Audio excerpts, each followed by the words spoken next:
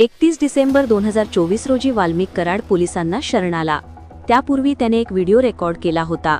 त्यात त्याने म्हटले होते की मी पुण्यातील CID कार्यालयात आत्मसमर्पण करत आहे आणि माझा संतोष देशमुख हत्या प्रकरणाशी काहीच संबंध नाही। न्यायदेवता जो निर्णय घेईल तो मला मंजूर आहे। हे तिघेही आरोपी पुण्यातच कसे सापडले असा प्रश्न यामुळे निर्माण झाला आहे। मस्साजोगचे सरपंच संतोष देशमुख यांना अमानुष मारहाण करत त्यांनी केलेली हत्या ही संपूर्ण बीड जिल्ह्याला हादरवणारी घटना आहे। यात गुंतलेले आरोपी पुण्यात सापडल्याने पुणे शहरातच हे आरोपी का सापडतात असा प्रश्न विचारला जाऊ लागला आहे।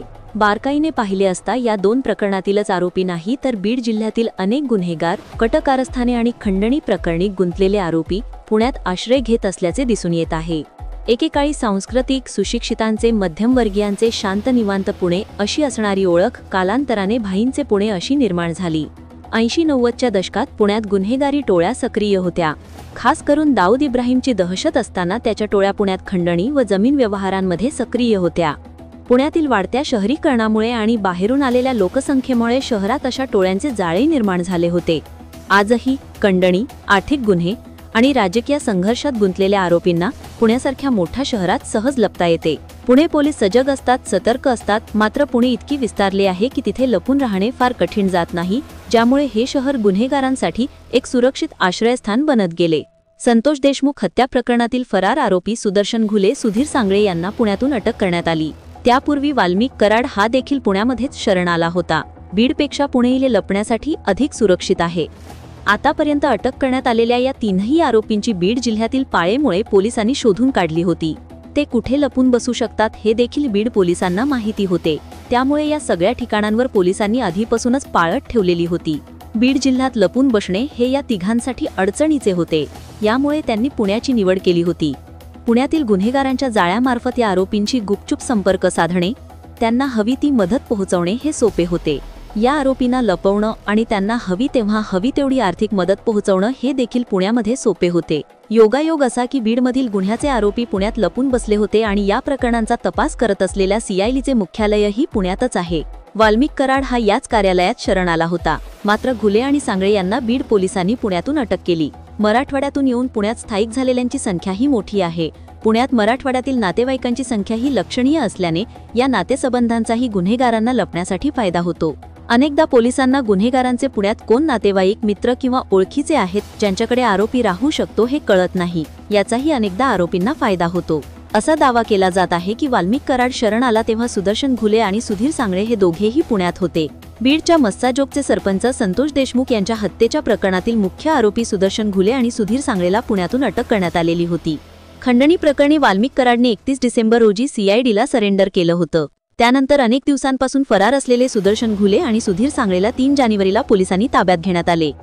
सुदर्शन घुले बीडच्या केजच्या टाकळी गावचा रहिवासी आहे। सुदर्शनचे इयत्ता 7वी पर्यंत शिक्षण झाले आहे। सध्या सुदर्शन हा ऊसतोड मुकादम म्हणून काम करायचा। तसेच उचल घेऊन कामाला न आलेल्या मजुरांकडून सुदर्शन वसुली देखील करायचा। सुदर्शनची राजकारणात देखील चांगली ओळख असल्याचं सांगण्यात येत आहे। सुदर्शनवर 10 वर्षात 10 गुन्हे दाखल आहेत, तर कृष्णा आंधळेवर 4 वर्षामध्ये 6 गंभीर गुन्हे दाखल असल्याची माहिती समोर आली आहे। याच दरम्यान वाल्मिक कराड याचा खास असलेला विष्णू चाटे याच्याशी त्याची ओळख झाली। त्यातून त्याला काही कामं मिळाली।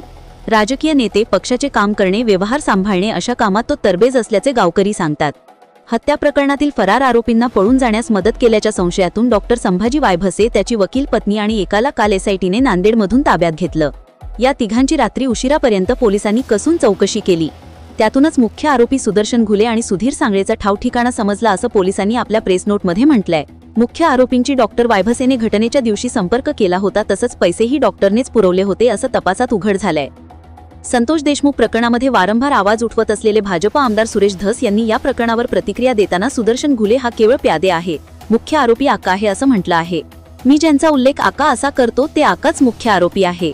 बाकीचे प्यादे आहेत, त्यांना सांगितलं जावं असं करा तसं करा असं ते आहे। मुख्य आरोपी हा आका आहे। मुख्य आरोपी सुदर्शन घुले आहे असं म्हणूनच नका।